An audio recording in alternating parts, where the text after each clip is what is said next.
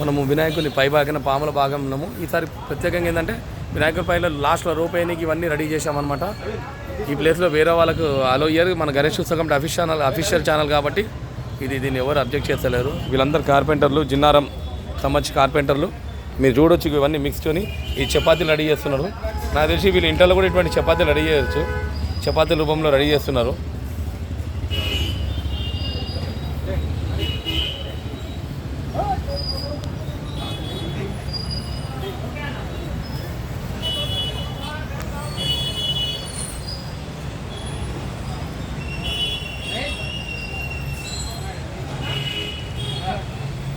నాకే చాయ్ ఇస్తున్నారు వీళ్ళు. Thank you brother.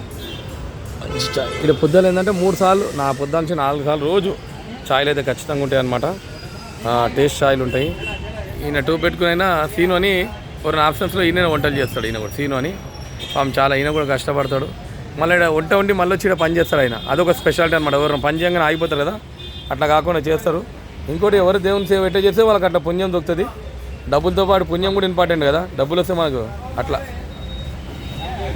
Thank you. Okay, అందరికీ bye. Narsanna bye, Chittanna bye. ఇగో సాయంత్రం వరకు అన్ని పాములు అయిపోవాలి. మళ్ళీ చెప్తున్నా, మళ్ళా గణేష్ని చెప్తా రాత్రి కళ్ళ రమ్మని పాములన్నీ. ఒక నిమిషం ఫోన్ పెట్టేసి చిట్టుతో మాట్లాడదాం.